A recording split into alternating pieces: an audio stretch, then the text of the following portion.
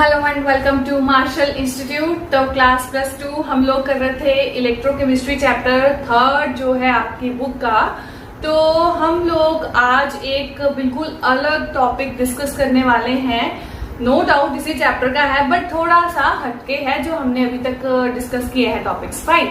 तो आज का जो टॉपिक है उसका नेम बड़ा ही अच्छा और अजीबोगरीब से तुम लोग को लगेगा बट इट्स ओके, एक बार दो बार लिखोगे तो ठीक हो जाएगा। उसका नेम है खलाश लॉ। ठीक है, तो हम लोग यहाँ पे आज इसके अंदर पढ़ेंगे molar conductivity at infinite dilution. Infinite dilution means कि जैसे हमारे पास सॉल्युबिलिटी काफी हद तक जैसे हम लोग मानते कि हो गई है या हो चुकी है, तो उसको हम इनफाइनाइट मतलब ले सकते हैं रेंज जिसमें डाइल्यूशन हो रही है सॉल्यूट की, ऑफ कोर्स सॉल्वेंट पे। So Kohlrausch law states that the molar conductivity of infinite dilution is the sum of ionic conductivities of anions and cations, each multiplied with the number of ions present in formula unit of electrolyte।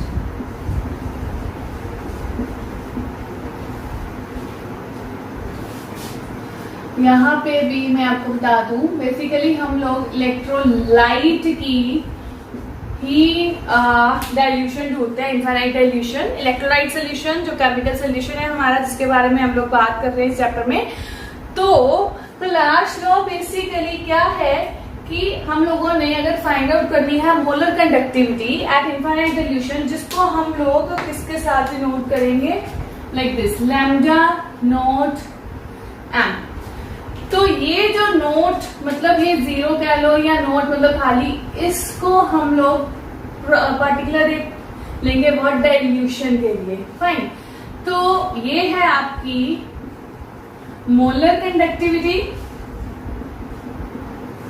Eight infinite dilution. Fine.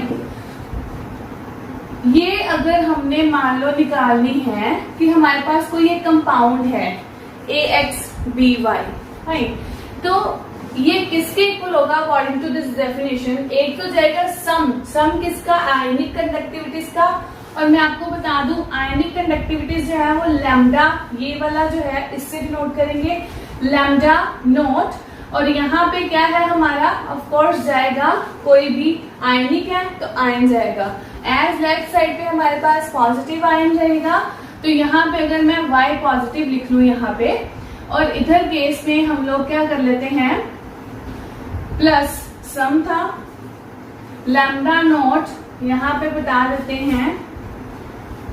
चलो यहाँ पे अगर मैं lambda note A की कर देती हूँ, यहाँ पे लैम्डा नोट B की, मतलब ionic conductivity of A and ionic conductivity of B, जिसमें आपके पास इनका each multiplied with the number of ions present. अब वो कौन बताएगा कि हमारे पास कितने हैं, X और Y।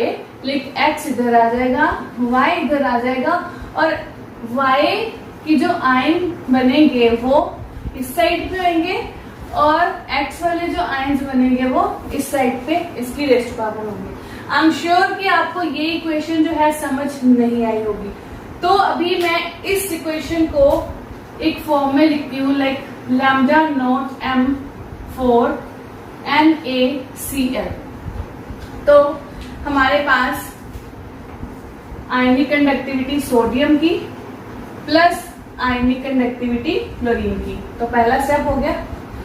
अब each multiplied by number of ions present. Number of ion मतलब Na का भी हमारे पास 1 है और Cl भी 1 है, मतलब 1 से मल्टीप्लाई करेंगे ऑफ कोर्स, और करो ना करो 1 से 8 मतलब है। तो यहाँ पे क्या आ गया। अब हमें पता है Na सोडियम कितने इलेक्ट्रॉन्स लूज करता है 1, तो यहाँ पे आ गया 1 पॉजिटिव। क्लोरीन कितने इलेक्ट्रॉन्स गेन करता है 1, तो यहाँ पे आ गया 1 नेगेटिव। तो अभी हम श्योर कि अब ये वाली जो जनरल फॉर्म थी जो कि बुक में किसी को दी गई होती तो समझ नहीं आती, बट ये एग्जाम्पल के साथ आपको इजीली समझ लग गई होगी। जिसमें अभी आपको मैं एक और एग्जाम्पल देती हूँ कि अगर हम लोगों को molar conductivity at infinite solution निकालनी है, let us suppose for BaCl2, barium के यहाँ पे कितने हैं 1, क्लोरीन के कितने मॉलिक्यूल्स हैं 2 हमारे पास, ठीक है। तो सबसे पहले तो बेरियम की लैम्डा नोट में मतलब कि आयनिक कंडक्टिविटी लिख लेते हैं। यहाँ पे बेरियम की जाएगी और इधर हमारे पास कौन सी जाएगी, लैम्डा नोट कौन सी जाएगी, ऑफ कोर्स यस क्लोरीन की। फाइन। अब बेरियम का आएगा तो इधर 1 से मल्टीप्लाई कर दोगे इसको, इसके कितने हमारे पास 2 जाएंगे तो 2 से मल्टीप्लाई कर दोगे इसको, ठीक है। अब बेरियम का हमारे पास इधर ये x हो गया और ये y हो गया। अब y जो है इधर जाएगा तो मतलब 2 प्लस हो गया, और x जो है मैंने किधर लिखा था नेगेटिव वाला उधर, तो ये हमारा 1 हो गया नेगेटिव के केस में। तो ये हमारी एक फॉर्मेशन हो गई कि कैसे हम लोग कोलार्स लॉ के अकॉर्डिंग मोलर कंडक्टिविटी अगर निकालनी है एट इनफाइनाइट सॉल्यूशन तो उसको कैसे हम लोग लिख सकते हैं। बहुत ही सिंपल है, कोई डिफिकल्टी वाली बात नहीं है इसमें। फाइन। अब यहाँ पे क्या है कि हमारे पास लाइक ये हो गया कोलार्स लॉ।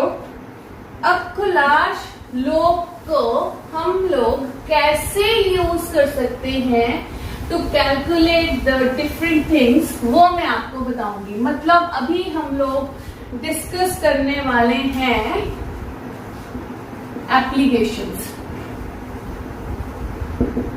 फाइन। अब इसकी टोटल एप्लीकेशंस है 5, तो मैं यहाँ पे 5 की 5 एप्लीकेशन लिख के इस साइड पे आपको 1 बाय 1 एक्सप्लेन करती होगी, राइट, या फिर एक्सप्लेन कर देंगे 1 बाय 1। तो फर्स्ट आपकी एप्लीकेशन ये है कि Kohlrausch law helps to calculate molar conductivity of weak electrolyte, basically weak electrolyte at infinite dilution। तो फर्स्ट एप्लीकेशन है कि हमारे पास कोलार्स लॉ इनफाइनाइट डाइल्यूशन पे मोलर कंडक्टिविटी अगर निकालनी है वीक इलेक्ट्रोलाइट की, तो वो कैसे हम लोग कैलकुलेट कर सकते हैं। और ये जो एप्लीकेशन है मैं आपको जनरल पार्ट नहीं बताऊंगी, मैं समझाऊंगी with an example so that तुम लोग को अच्छे से क्लियर हो जाए, क्योंकि जनरल पोर्शन में तुम लोग को अच्छे से क्लियर नहीं होने वाला। जिसके लिए मैं यहाँ पे आपको फर्स्ट न्यूमेरिकल पहले स्टेटमेंट बताऊंगी और उसके थ्रू समझाऊंगी। तो न्यूमेरिकल की हम लोग स्टेटमेंट देख लेते हैं, जो कि है if the molar conductivity is at infinite dilution, if the molar conductivity at infinite dilution of NaCl, HCl, NaCl, HCl, CH3COONA, CH3COONA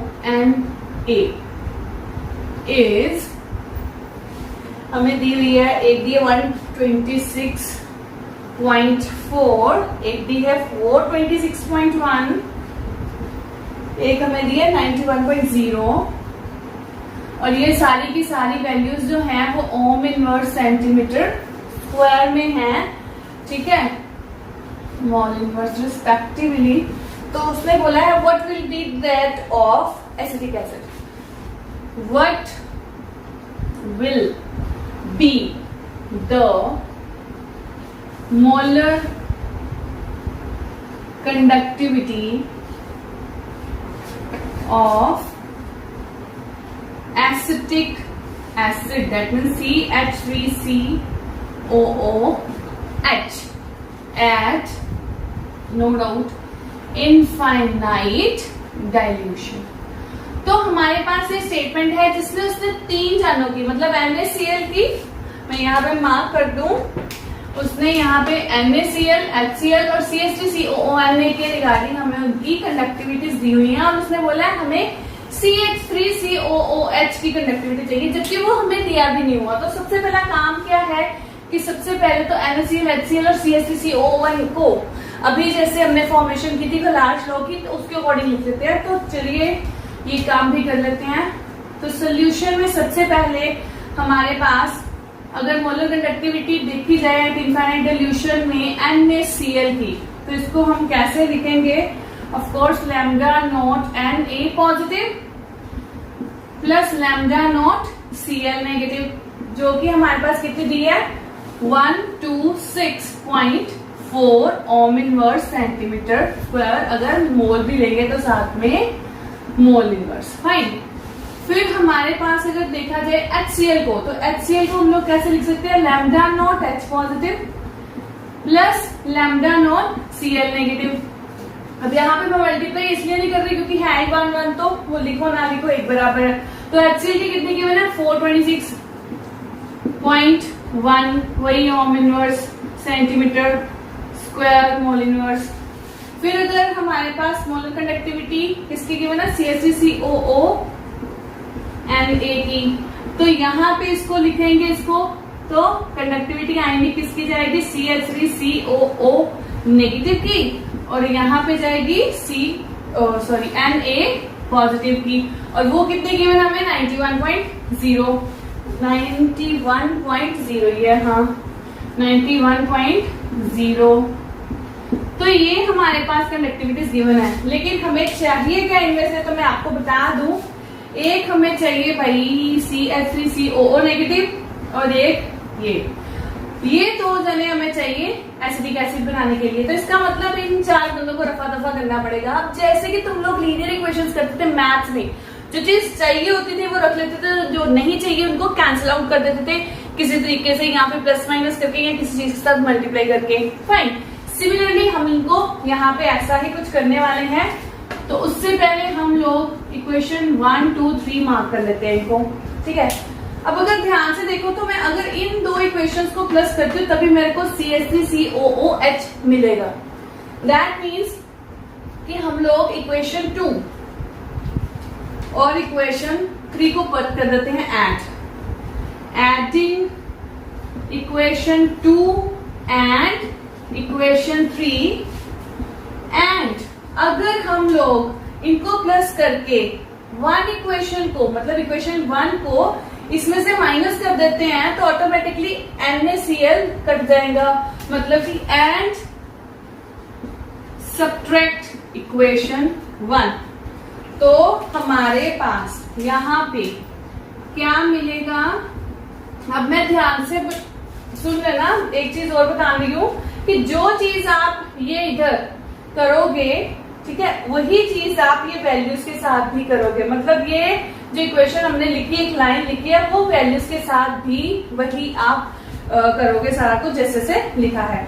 तो यहाँ पे हमारा क्या बन जाएगा? Lambda nought CH3COO negative plus lambda nought H positive plus lambda nought Cl negative और plus lambda nought Na positive. अब इसमें से ये माइनस करनी है तो यहाँ पे चल जाएगा minus lambda nought Na positive और minus lambda nought Cl negative. ध्यान से देख लो, मैंने इस लाइन के अकॉर्डिंग लिख दिया है कि पहली 2 इक्वेशंस को प्लस कर दिया है, ये जो फर्स्ट है उसको माइनस कर दिया है।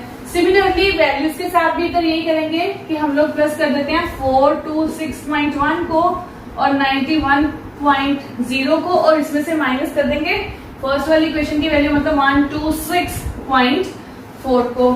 अब जब हम इनको सॉल्व करेंगे तो ये Cl, ये Na और ये Nl, ये Cl कट आउट हो जाएंगे और हमारे पास क्या बच गया, ले देखिए यहाँ पे बच गया लैम्डा नोट CH3COOH, ठीक है। और इज इक्वल्स टू, अगर वो वैल्यूज को सॉल्व करते हैं तो सॉल्व करने के बाद हमारे पास आंसर जो आता है दैट इज 390.7 और हमारे पास यूनिट्स लिख लेते हैं।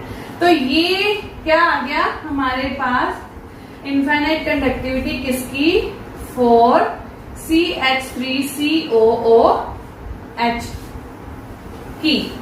फाइन, तो देखा आपने, देखने में जितना ये डिफिकल्ट और अजीबोगरीब है बट सॉल्व करने में उतना ही इजी है। फाइन, तो ये हमारा हो गया फर्स्ट एप्लीकेशन और उसके साथ ही मैंने आपको इसका न्यूमेरिकल समझा दिया है। तो अभी हम लोग बढ़ते हैं सेकेंड एप्लीकेशन की तरफ। तो इससे पहले हम लोग इसको क्या कर देते हैं, भाई क्यों गिर रहे हो मार्कर साहब, और ये हम लोग कर लेते हैं 3 सबसे पहले।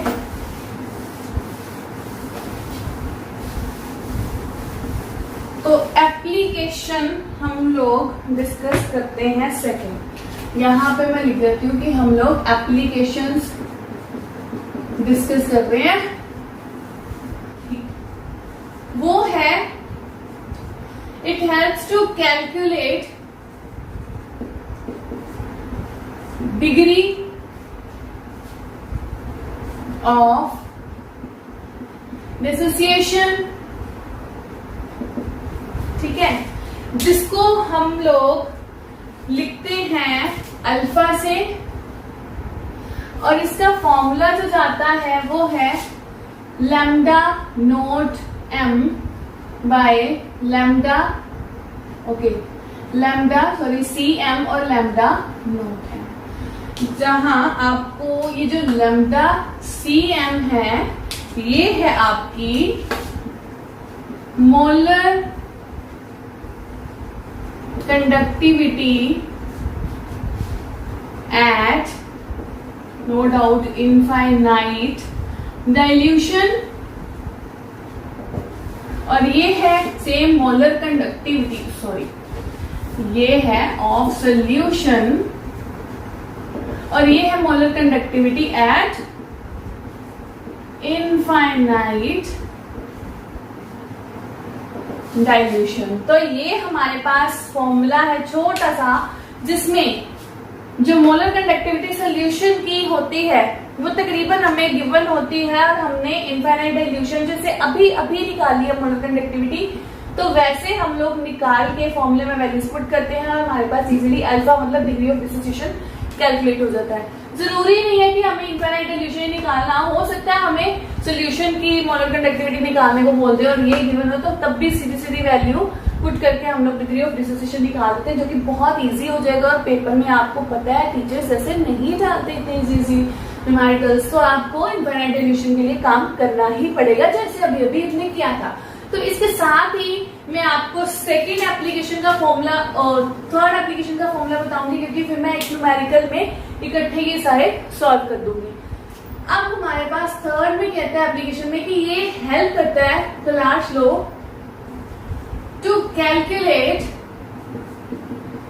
Dissociation constant. डिसोसिएशन कांस्टेंट को हम लोग लिखते हैं के से या के सी से, जिसमें फॉर्मूला होता है C alpha square 1 minus alpha. वो कैसे आता है वो मैं अभी आपको बताऊंगी न्यूमेरिकल के थ्रू, सो दैट आपको अच्छे से समझ लग जाए। यहाँ पे बस मैं अभी इतना बता देती हूँ कि सी और अल्फा क्या है आपका, एज कि सी हमारे पास क्या है, कंसेंट्रेशन ऑफ कोर्स सोल्यूशन की, और जो अल्फा है अभी अभी हमने पढ़ा है that is again your degree of dissociation. Fine, अब हमारे पास फॉर्मूले दोनों लिख लिए हैं, रेडी हैं, तो हम लोग यहाँ पे लिख देते हैं न्यूमेरिकल, और न्यूमेरिकल की स्टेटमेंट है स्टेटमेंट कहती है कि at 291 Kelvin, at 291 Kelvin, the molar conductivities of infinite dilution of molar conductivities of at infinite dilution of NH4Cl की, NaOH और NaCl की, NaOH and NaCl की are given as 129.8, 129.8, 217.4, 217.4 and 108.9, 108.9 हमें given है. And if the molar conductivities of the solution of NH4OH, if molar conductivity of solution NH4OH is 9.33, 9.33 आपको given है. What is the percentage dissociation of, what is the percentage dissociation of NH4OH at, of course, infinite dilution. और साथ में उसने बोला also calculate dissociation constant, also calculate dissociation constant. So हमने formulas अभी अभी तीनों पढ़ लिए हैं ताजा ताजा. तो जिसमें अब हमारी बारी है सोल्यूशन करने की. तो सबसे पहले तो उसने फिर से हमारे पास फॉर्मूलाज जो दिए हैं मोलर कंडक्टिविटीज की वैल्यूज दिया है एट इनफाइनाइट डिल्यूशन. एक दी है उसने NH4Cl की, ठीक है, वो हमारे पास कितनी गिवन है 129.8. एक उसने दी है हमें NaOH की और एक हमारे पास है NaCl और ये गिवन है 217.4 और ये गिवन है 108.9. फाइन. तो अभी उसने किसकी बोली है NH4OH की निकालनी है हमने. तो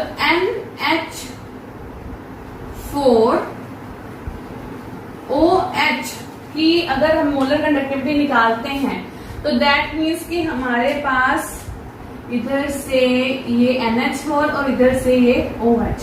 तो ये दो जने हम लोग को चाहिए. तो इक्वेशन 1, इक्वेशन 2, इक्वेशन 3 मैं अभी यहाँ पे कंप्लीट नहीं लिख रही, तो आपको खोल के पूरा लिख लेना अच्छे से. तो सीधा सीधा तो वैसे पता चल रहा है कि अगर ये दोनों चाहिए तो हमें फर्स्ट और सेकेंड इक्वेशन को क्या करना पड़ेगा ऐड, और ऐड करके थर्ड इक्वेशन को इसमें से माइनस कर देंगे so that NaCl cut out हो जाए. दैट मीन्स कि हम यहाँ पे क्या लिख देंगे लैम्डा किस किस का हमने लिखना है, एक NH4Cl प्लस एक लिखना है NaOH का और माइनस कर देना है किसका NaCl का. मतलब कि वैल्यूज अगर आप पुट करते हो तो 129.8 प्लस 217.4 माइनस 108.9 जिसमें से आपके Cl, Na और इधर Na कट जाएगा और इधर NH4OH ऑटोमेटिकली रह जाएगा. फाइन. तो इन वैल्यूज को अगर तुम लोग कैलकुलेट करते हो तो हमारा आंसर जो है वो कुछ आता है 238.3, 238.3 यस. तो ये हमारे पास क्या आ गया molar conductivity of NH4OH eight infinite dilution. ठीक है, तो एक तो हमारा पोर्शन सॉर्ट आउट हो गया. अब अगर मैं बात करूं सेकंड स्टेप की, तो सेकंड स्टेप में हम लोग क्या डिस्कस करने वाले हैं डिग्री ऑफ डिसोसिएशन. अब डिग्री ऑफ डिसोसिएशन में हमारे पास फॉर्मूला क्या रहता है alpha is equals to lambda C M, मतलब इनफाइनाइट सोल्यूशन नहीं बट सोल्यूशन की मोलर कंडक्टिविटी, और यहाँ पे नोट लगा तो इनफाइनाइट सोल्यूशन। अब ये इनफाइनाइट सोल्यूशन हमने अभी अभी निकाला है जिसकी वैल्यू है 238.3, और सोल्यूशन के लिए जो NH4 सोल्यूशन था उसके लिए ऑलरेडी उन्होंने दे रखी है कंडक्टिविटी, वो है हमारी 9.33। तो हमारे पास दो वैल्यूज आ चुकी हैं। अब दो वैल्यूज इनकी हमारे पास सॉल्व करके आती है 0.0392, 0.0392। तो ये भाई आपका आ गया डिग्री ऑफ डिसोसिएशन। दो पार्ट्स हमने निकाल लिए हैं। अब लास्ट में क्या रह गया हमारा, डिसोसिएशन कांस्टेंट निकालना है, जिसका फॉर्मूला हमने ऊपर लिखा हुआ है।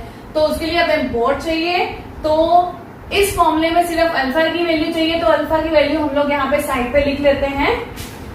तो अल्फा की वैल्यू हमारे पास यहाँ पे आई है 0.0392। फाइन, यूनिट इसलिए नहीं है क्योंकि दोनों ही कंडक्टिविटीज हैं, नो डाउट, एक सोल्यूशन की एक इनफाइनाइट सोल्यूशन की। ठीक है, ओहो मैंने स्टेटमेंट भी आपकी रेज कर दी, बट इट्स ओके, कोई बात नहीं। आप एक बार पीछे जाके थोड़ा वीडियो को पॉज करके देख सकते हो स्टेटमेंट फिर से। तो अभी हम लोग बात करते हैं डिसोसिएशन कांस्टेंट की। तो डिसोसिएशन कांस्टेंट में हमारे लिए जो कंसंट्रेशन है सी, कंसंट्रेशन निकालने के बहुत सारे अलग अलग तरीके हैं, जिसमें हम लोग डेंसिटी के थ्रू भी निकाल सकते हैं, वॉल्यूम के थ्रू भी निकाल सकते हैं। अगर वैसे तो तुम लोग को इसकी वैल्यू गिवन ही होती है स्टेटमेंट में। अगर ना गिवन हो तो you can simply take the value that is 0.01 ले सकते हो, नॉर्मेलिटी के केस में ले सकते हो और मोलैरिटी के केस में भी ले सकते हो। फाइन, तो अब हमारी बात रही अल्फा की। अल्फा हमें पता होता है, अल्फा अभी निकाला भी है, तो अल्फा की वैल्यू है। बट ये जो 1 minus alpha C alpha square है, ये कैसे आया? अब मैं पहले ये आपको बता दूं कि हमारे पास सबसे पहले देख लें, स्टेटमेंट हमने कर दी इरेज। तो हमारे पास था NH4OH। अगर इसकी डिसोसिएशन करते हो तो क्या आता है आपके पास? NH4 पॉजिटिव और OH नेगेटिव। अब सपोज करो कि आपका रिएक्शन अभी स्टार्ट नहीं हुआ, तो इसका मतलब कि हमारे पास इसकी अभी कंसंट्रेशन 100% है और इधर 0 मानेंगे, तो इधर 100% लेट्स से कि C है कंसंट्रेशन। और जब रिएक्शन स्टार्ट हो चुका है, प्रोडक्ट्स बनने स्टार्ट हो चुके हैं, तो यहाँ पे मान लो कि सी अल्फा मतलब कंसंट्रेशन कितनी रह गई अल्फा के साथ, वो हमने बता दिए जनरली, मतलब सी अल्फा और सी अल्फा की फॉर्म में। अब यहाँ पे अगर सी अल्फा प्रोडक्ट बन गया तो टोटल कंसंट्रेशन में से आप जो प्रोडक्ट बना उसको क्या कर दोगे? माइनस। तो इसको और भी कैसे लिख सकते हो? सी कॉमन निकाल दो, 1 माइनस अल्फा रह गया। तो बेसिकली आपका फॉर्मूला जो होता है वो क्या होता है? सी अल्फा स्क्वायर है हमारा, ठीक है, जिसमें हमारे पास ये वैल्यू ऊपर जाएगी सी माइनस सी अल्फा, और ये सी अल्फा से अल्फा, मतलब अगर इसको आप लिखो कि प्रोडक्ट कितने बने थे, कितनी रिएक्टेंट के पीछे, जैसे कि आप करते थे +1 में, कौन से चैप्टर में? इक्विलिब्रियम के चैप्टर में कांस्टेंट निकालते थे, नीचे होती थी रिएक्टेंट्स और ऊपर होते थे प्रोडक्ट्स, ठीक है, कितने आयंस बने हैं। तो यहां से इसको सॉल्व करोगे तो क्या आएगा? सी स्क्वायर अल्फा स्क्वायर सी 1 माइनस अल्फा, जिसमें आपके पास क्या होगा? सी कैंसिल आउट हो जाएगा और फॉर्मूला क्या बन गया आपके पास? C alpha square upon 1 minus alpha. तो ये आपके पास फॉर्मूला बन चुका है किसका? डिसोसिएशन कांस्टेंट का। अब डिसोसिएशन कांस्टेंट में बेसिकली सी की वैल्यू हमारे पास है, चाहिए अल्फा की, वो भी हमने निकाल लिया है। अगर मैं अब इस फॉर्मूला में सीधी सीधी वैल्यूज यहाँ पे पुट करूं तो हमारे पास आंसर जो आता है वैल्यूज पुट करने के बाद, मतलब सी की 0.01 आ गई, अल्फा की 0.0392 का स्क्वायर आ गया, 1 माइनस 0.0392। तो इसको सॉल्व करने के बाद जो वैल्यू आती है आपकी, आती है 1.599 इंटू 10⁻⁻⁵। तो ये आपका आ गया डिसोसिएशन कांस्टेंट। तो स्टेटमेंट गलती से रब हो चुकी है, बट इट्स ओके, आप पोज करके पीछे जाके फिर से देख सकते हो, जिसमें उन्होंने डिसोसिएशन कांस्टेंट NH4OH का निकालने को बोला था हमें, वो हमने निकाल लिया है। किसकी हद से निकाला? डिग्री ऑफ डिसोसिएशन से। इसका मतलब कि सबसे पहले डिग्री ऑफ डिसोसिएशन ढूंढने के लिए हमें molar conductivity at infinite dilution मतलब फर्स्ट फॉर्मूला अप्लाई करना पड़ेगा, फिर हम सेकंड फॉर्मूला, सेकंड एप्लीकेशन जो है इसकी कोलाश लॉ की डिग्री ऑफ डिसोसिएशन अप्लाई करेंगे। आफ्टरवर्ड्स हमारे पास जो वैल्यू सारी मिल जाएगी तो ही हम डिसोसिएशन कांस्टेंट मतलब कोलाश लॉ की थर्ड जो एप्लीकेशन है वो कैलकुलेट कर पाएंगे। तो अभी हमारा काम खत्म नहीं हुआ, हम लोग चलते हैं इनकी नेक्स्ट एप्लीकेशंस पे। और वो जो नेक्स्ट 2 एप्लीकेशंस हैं वो इतनी ज्यादा पेपर में नहीं आती, बट फिर भी आपको बता देती हूँ, जिसमें आपको सिर्फ उसके रिलेटेड फॉर्मूला बताऊंगी। फोर्थ है कि हम लोग with the help of Kohlrausch law कर सकते हैं calculate solubility of sparingly soluble salt, कि जो थोड़ा बहुत डिसॉल्व होता है, प्रॉपर इनफाइनाइट डाइल्यूशन नहीं जाती। तो इसमें जो फॉर्मूला है बेसिकली आपका वो जाता है lambda not M is equals to K into 1000 upon molar. Sorry, solubility का केस है तो हम लोग यहाँ पे लेंगे सॉल्युबिलिटी। अब यहाँ पे आपका जो K है ये है आपका स्पेसिफिक कंडक्टिविटी, और ये तो आपको पता ही है molar conductivity at infinite dilution. ठीक है, और सॉल्युबिलिटी अगर निकालनी है तो इस पूरे फॉर्मूले को यूज करके आप सॉल्युबिलिटी का फॉर्मूला लगा सकते हो, जो कि क्या हो जाएगा K into 1000 upon molar conductivity at infinite dilution. तो इसमें आपको सिर्फ वैल्यूज ही पुट करनी है, इसलिए मैं अभी आपको न्यूमेरिकल नहीं करके दे रही सॉल्व। आपको असाइनमेंट मैं आपको ऐप में डाल दूंगी। जिस बच्चे को जो ऐप में चाहिए असाइनमेंट तो वो मेरे को इस नंबर पे कॉल या मैसेज कर सकता है। तो अभी हम बढ़ते हैं अपनी लास्ट एप्लीकेशन की तरफ। वो है हमारी कि with the help of Kohlrausch law we can calculate the ionic product of water.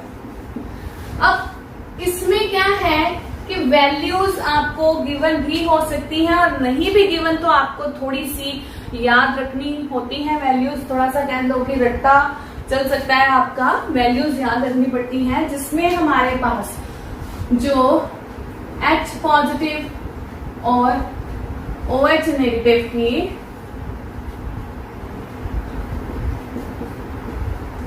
यहाँ पे भी हम लोग ऐसे लिख लेते हैं, H पॉजिटिव और OH नेगेटिव की जो वैल्यूज जाती हैं आपकी वो जाती है हमारी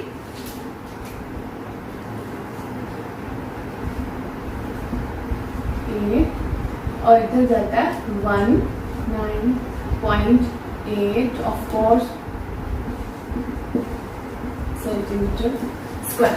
फाइन, तो ये हमारी जाती हैं वैल्यूज, जिसमें इस वैल्यू को थोड़ा और मॉडिफाई कर देते हैं।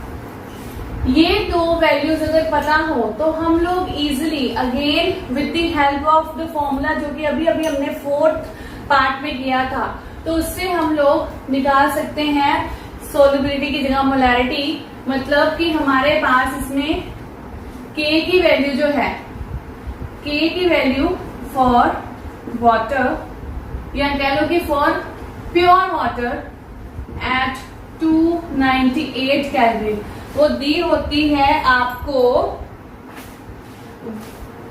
5.54 into 10 raise to power -8।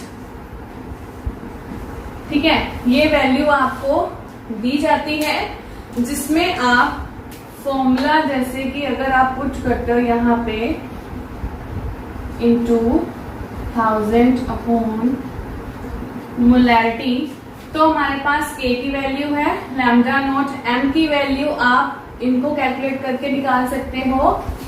Lambda naught M for water वो कितनी चली जाएगी 349.8 प्लस 198.5, तो इनको प्लस करके आपकी कुछ वैल्यू होती है 548.7 ठीक है। तो ये वैल्यू आप इसमें पुट कर सकते हो जिससे आप मोलैरिटी निकाल सकते हो is equals to K into 1000 upon lambda naught M किसका वाटर का। और अगर आप वैल्यूज पुट करते हो तो वैल्यूज आपकी आएंगी 5.54 इंटू 10⁻⁻8 इंटू 1000 बाय 548.7। तो इसको सॉल्व करके आपकी जो वैल्यू आती है वो है 1.01 इंटू 10⁻⁻7 यही आती है, यस यही आती है, ठीक है, पर लीटर में। अब ये जो वैल्यू है ये आपकी आ गई मोलैरिटी की। अब इसी वैल्यू को आप लोग यूज करते हो to calculate the product of ions. कौन कौन से? H positive and OH negative of water, जिसमें 1.01 इंटू 10⁻⁻7 इंटू 1.01 इंटू 10⁻⁻7 को जब सोल्व करते हो तो कितना बन जाएगा आपका? वो बन जाएगा 1.02 इंटू 10⁻⁻14। तो ये आपकी आयनिक प्रोडक्ट की वैल्यू फॉर वाटर जो है सिंपली आपको ऐसे सॉल्व कर देनी है इन केस अगर पेपर में आती है। अदरवाइज जो फर्स्ट 3 एप्लीकेशन सबने करी है जिसमें infinite evolution, degree of dissociation और डिसोसिएशन कांस्टेंट, ये 3 जो एप्लीकेशन है ये अच्छे से कर लेनी है, इनके रिलेटेड न्यूमेरिकल्स अच्छे से कर लेने हैं। If you find any problem please contact me. Until then, be safe, be at home. Thank you very much.